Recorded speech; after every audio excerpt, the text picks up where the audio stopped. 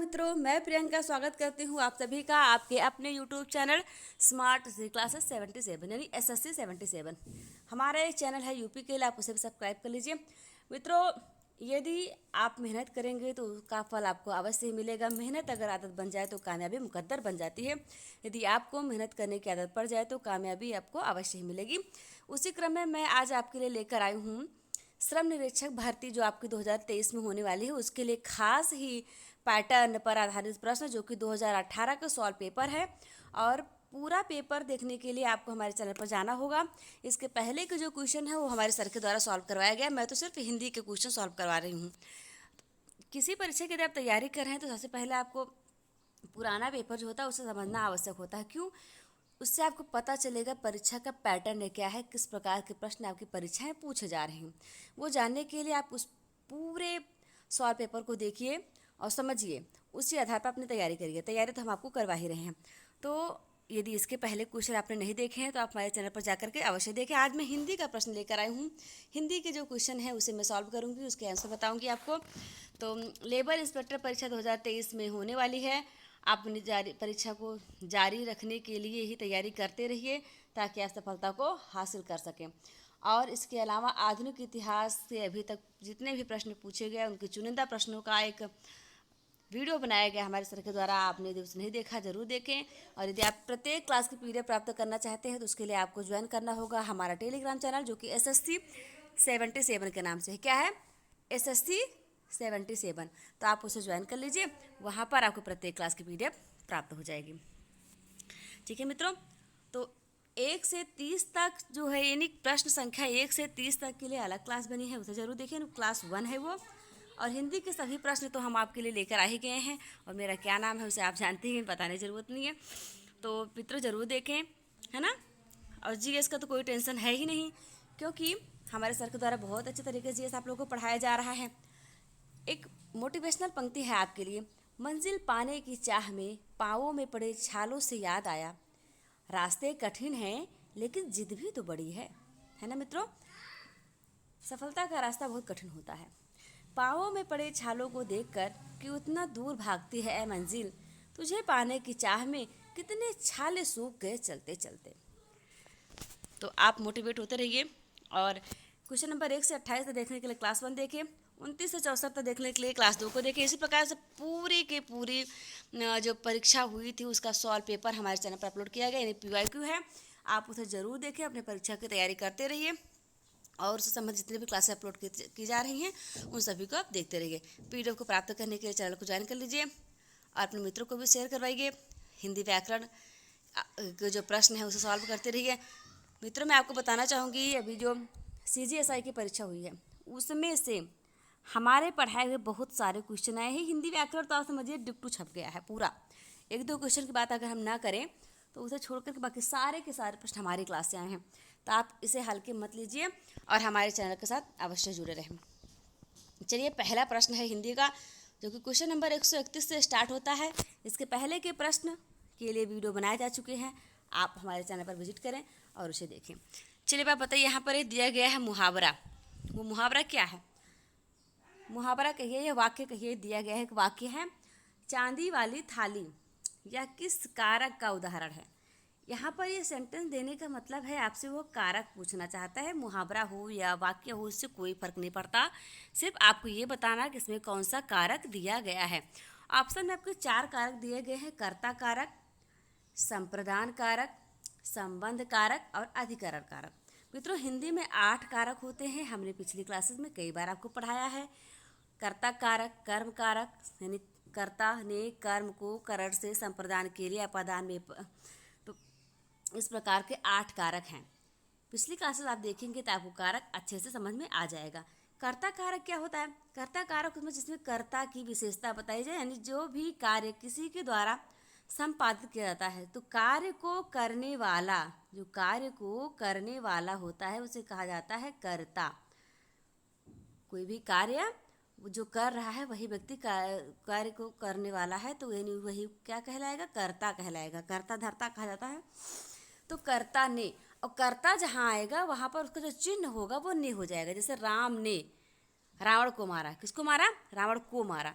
राम ने मारा, फिलहाल आप कर्ता कारक समझ रहे हैं, तो राम ने रावण को मारा। यहाँ पर राम क्या हो गया, कर्ता हो गया। अब कर्म का जो चिन्ह होता है वह को होता है ना। तो किसको मारा, रावण को मारा। यहाँ पर कर्म कारक हो जाएगा।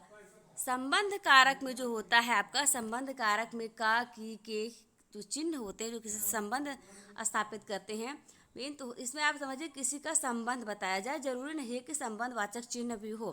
जैसे संबंध वाचक चिन्ह का, की, ये सब तो होता ही है, रा, रे, रे भी होता है, लेकिन कहीं कहीं पर देखेंगे आप कि संबंध चिन्ह नहीं हो, उसके बाद भी हम संबंध कारक है, तो वहाँ पर आपको पहचानना होगा क्या यहाँ पर किसी का संबंध तो स्थापित नहीं किया जा रहा है।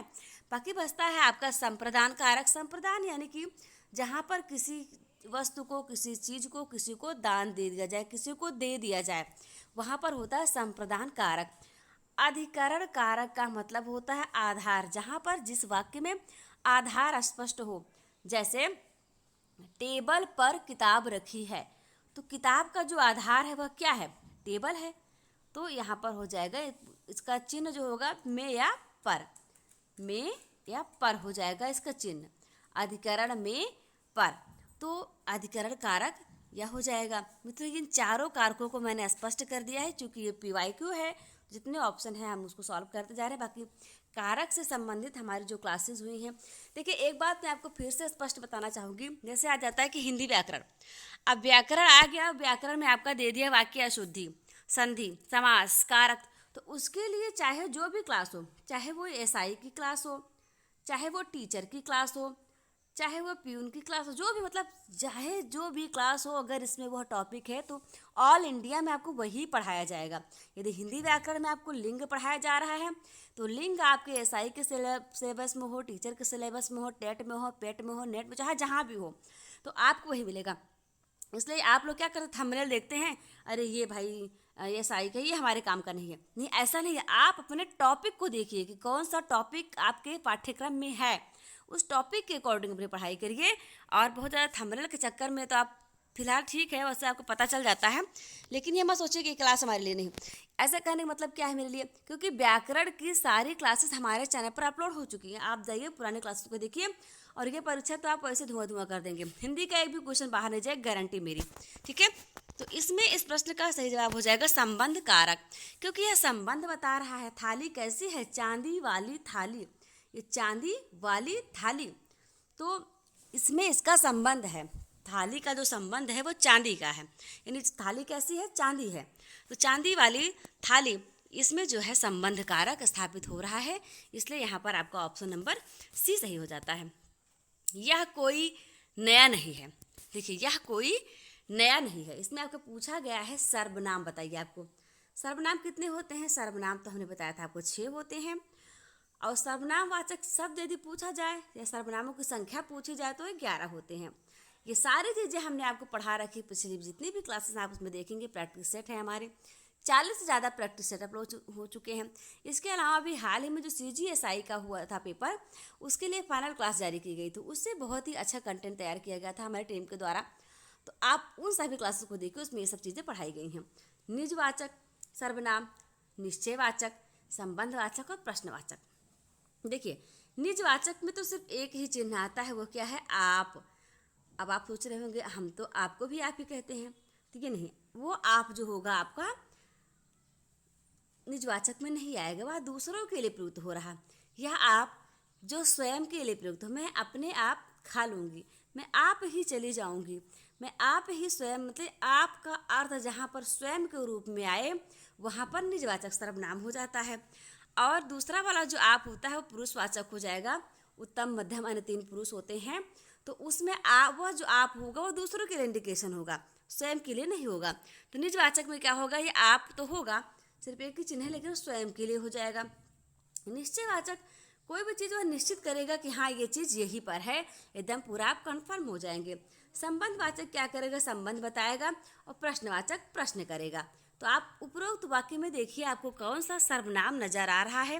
जितना मैंने आपको समझाया है उसी के हिसाब से आप जवाब देंगे तो भी आपका सही हो जाएगा। निश्चयवाचक है, निश्चय क्यों, क्योंकि यह निश्चित कर रहा है कि यह कोई नया नहीं है। यह आ गया ना, यह जो होता है वह निश्चयवाचक सर्वनाम के अंतर्गत आता है। तो यह निश्चयवाचक सर्वनाम का उदाहरण है। निम्नलिखित में से कौन स्वर्ण का पर्यायवाची नहीं है? आपको पढ़ना है पर्यायवाची। हाटक है, हाटक, हिरण्य, जातरूप, पन्नग। बताइए इन चारों में से ऐसा कौन सा है जो कि स्वर्ण यानी कि सोना, सोना आप जानते हैं वो सोना स्लिप वाला नहीं, ये सोना जो गोल्ड होता है। तो सोना का पर्यायवाची कौन सा नहीं है? तो इसका सही जवाब हो जाएगा ऑप्शन नंबर सी, डी, पन्नग। पन्नग क्या है? पन्नग तो किसकी पर्यायवाची आप कमेंट बॉक्स में कमेंट करके बताइएगा, ठीक है। जरूरी नहीं कि आप जितने प्रश्न पढ़ रहे हैं सिर्फ उतनों का ही जवाब दें। देखिए इतना तो हमने बता दिया, ये इसका पर्यायवाची नहीं है। अब आपको इसमें से बताना है कि ये पन्नग किसका पर्यायवाची है। जवाब अवश्य दीजिएगा। जो मुकदमा दायर करता है, जो मुकदमा दायर करता है के लिए एक शब्द है। बताइए, जो मुकदमा दायर करता है के लिए एक शब्द है। वादी, प्रतिवादी, समवादी या फिर इनमें से कोई नहीं। तो इसका जो सही जवाब हो जाएगा आपका वो हो जाता है ऑप्शन नंबर ए, वादी। यानी जो व्यक्ति मुकदमा दायर कर रहा है उसे आप कह देंगे वादी। लेकिन जिस पर मुकदमा दायर किया जा रहा है, जिस पर मुकदमा दायर किया जा रहा है उसे कहा जाता है प्रतिवादी। प्रतिवादी आपने सुना होगा, यानी जैसे कोई व्यक्ति किसी ने मुकदमा करवाया तो वो हो गया वादी। उसने किसके ऊपर करवा दिया? ये आपके ऊपर करवा दिया, तो आप क्या हो गए? आप हो गए प्रतिवादी। तो ये हो जाता है वादी और प्रतिवादी, है ना। कागज काला करना मुहावरे का क्या अर्थ है? ये मुहावरा भी आ गया यहाँ पर। कागज काला करना, काली स्याही से लिखना, काला रंग लगाना, बिना मतलब कुछ लिखना, या उपरुक्त सभी। भाई उपरुक्त सभी तो बिल्कुल हो ही नहीं सकता है, क्योंकि इसमें मुहावरे का अर्थ पूछा गया है। तो इसका मतलब हो गया बिना मतलब कुछ लिखना, यानी जिसका कोई मतलब नहीं है। कागज काला कर रहे हैं, सिर्फ लिखे जा रहे हैं, लिखे जा रहे हैं, क्या लिख रहे हैं ये क्लियर नहीं है, तो उसे कहेंगे कागज काला करना। खाली कागज कर रहे हैं, बिना मतलब का कोई कार्य कर रहे हैं। मित्रों, मेहनत अगर आदत बन जाए तो कामयाबी मुकद्दर बन जाती है। और आप सॉल्व कर रहे हैं 2023 के लिए 2018 का जो पेपर हुआ था उसको, यानी ओल्ड पेपर आप सॉल्व कर रहे हैं लेबर इंस्पेक्टर के लिए। तो पूरा पेपर देखिए, समझिए न्यू पैटर्न में कितना बदलाव हुआ है। और इसके पहले कई वीडियो 2-3 पार्ट में और जो क्वेश्चन है वो आ चुके हैं, तो आप उस सबको जरूर देखें। और हिंदी का क्वेश्चन मैं आपके लिए सॉल्व करवा रही हूँ। कैसे प्रश्न आते हैं इसे आपको पता चल जाएगा, और आप 2023 में जो तैयारी कर रहे हैं उसे एक अच्छी रणनीति के तहत कर पाएंगे। विद्या की देवी माँ सरस्वती की वंदना करते हुए क्लास को और आगे बढ़ाते हैं। चलिए अब आप बताइए, जिन ढूंढा तिन पाइयाँ गहरे पानी पैठ, कहावत का अर्थ है। कहावत का क्या अर्थ है?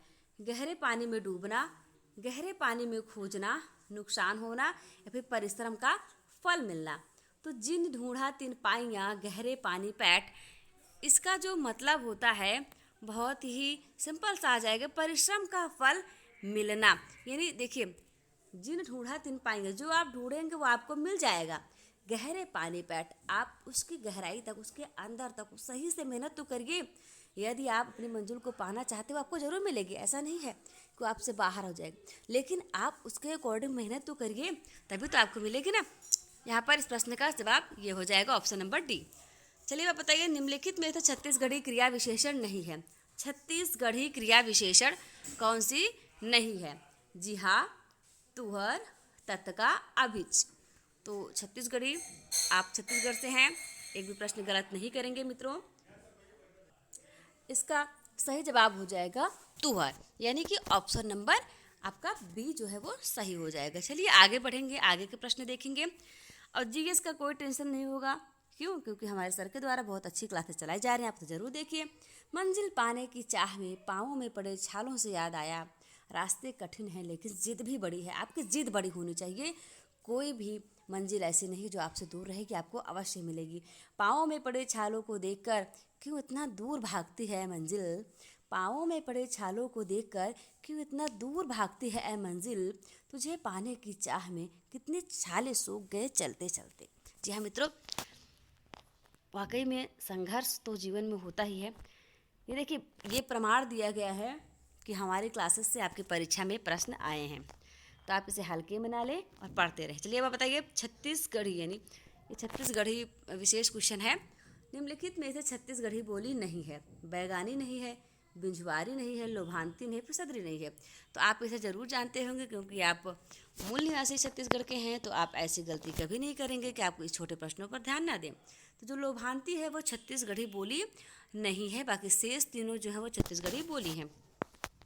निम्नलिखित में से छत्तीसगढ़ी शब्द पलान, देखिए पलान का अर्थ प्रदर्शित करने वाला जो सही विकल्प है उसका चयन कीजिए। सिंचित क्षेत्र की भूमि, पालथी लगाकर बैठना, दीवार के बचाव के लिए छोटा छप्पर, अरहर की डंठल से बनी छत, हरहर की डंठल से बनी छत। मित्रों, इसमें आप हिंदी को शामिल मत करिए, मतलब हिंदी के आधार पर आप इसका निर्णय ना लें। जैसे पलान क्या होता है, हिंदी में पलान का अर्थ पलायन से कर लिया जाता है, लेकिन छत्तीसगढ़ी स्पेशल पूछा गया है, तो यहाँ पर छत्तीसगढ़ी में जो इसका अर्थ हो जाएगा वह हो जाएगा ऑप्शन नंबर ए, यानी कि सिंचित क्षेत्र की जो भूमि है वह इसका सही जवाब होगा। निम्नलिखित वाक्यों में से पूर्व सकर्मक वाक्य का चयन कीजिए। सकर्मक आपको बताना है। राम हा आमा खत रहीस, टूरी हा अपन दाई ला ओढ़ना दीस, मैं हर हो साधु चोर समझ पा रहे हूँ, रामू हा अपन दादा ला 4 रुपया दीस। बताइए इसमें सही जवाब कौन सा हो जाएगा।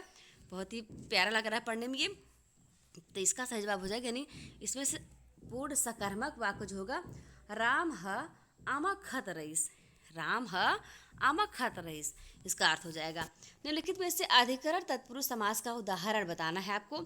अधिकरण तत्पुरुष समास, भत खौवा, बन मानुस, माल गोदाम, सरक बासी। मित्रों, समास को भी हमने अच्छे से कवर किया है, आप पिछली क्लासेस को देखिए तो उससे आपको स्पष्ट हो जाएगा कि इसमें कौन सा समास है। फिलहाल इसका सही जवाब हो जाएगा सरक बासी। सरक बासी ये भी छत्तीसगढ़ी विशेष शब्दावली है, तो आप जरूर पढ़ें इसे। निम्नलिखित छत्तीसगढ़ी शब्दों के सामने उनके अर्थ दिए गए हैं। इनमें से किस शब्द के साथ उनका गलत अर्थ लिखा हुआ आपको बताना है। गलत कौन सा है। भलुक बल्कि, सन समान, चिटिक थोड़ा, लटपट सचमुच। इसका जो सही जवाब है वह क्या होगा, तो होगा लटपट यानी कि सचमुच।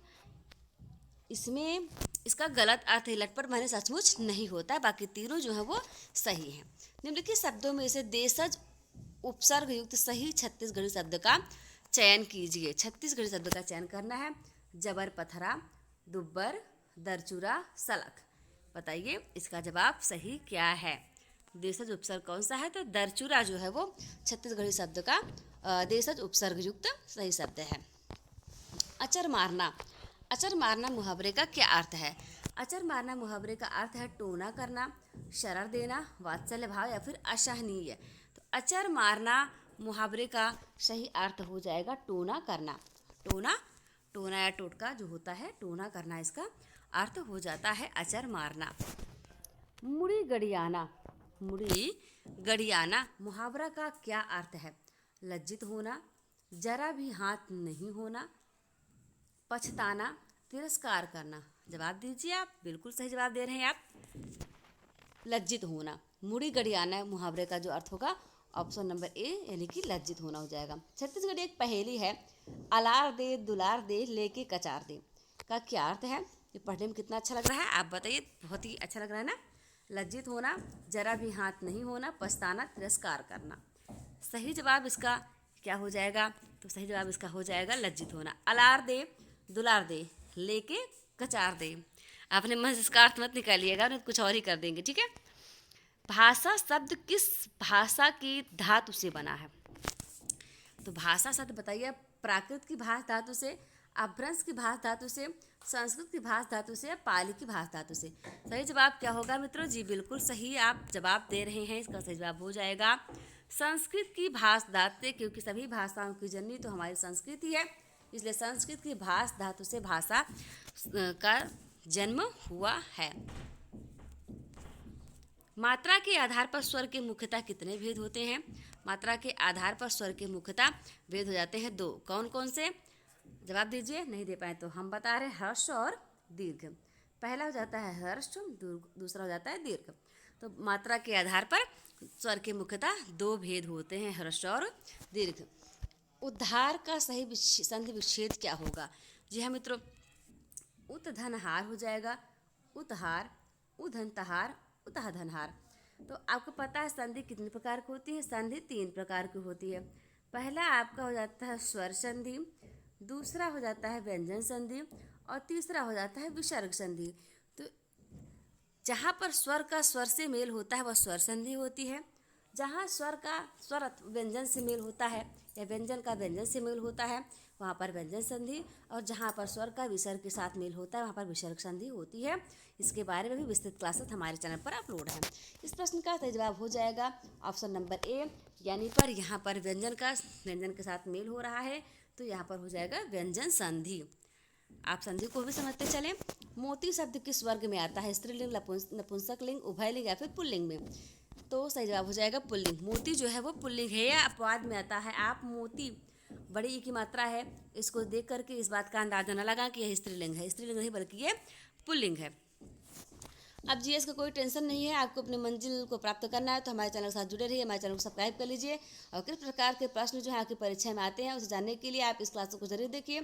इसके पहले की जो भी क्लास हमारे चैनल पर अपलोड हुई उसे आप देखते रहिए, हमारे साथ बने रहिए। हिंदी व्याकरण के लिए जो टॉप 50 प्रश्न बनाए गए थे CGSI के लिए, बहुत ही काम करे, उसमें से बहुत सारे प्रश्न हमारे क्लासेस, एक ही क्लास से बहुत सारे क्वेश्चन आए, आप परीक्षा में जाकर के मैच कर सकते हैं उसे। आधुनिक इतिहास के सारे क्वेश्चन आपको हमारे क्लास में मिलेंगे, इसमें कोई शक नहीं है। PDF को प्राप्त करने के लिए हमारे टेलीग्राम चैनल को अवश्य ज्वाइन करें और हमारा जो SSC 77 UP का चैनल है उसे भी सब्सक्राइब कर लीजिए।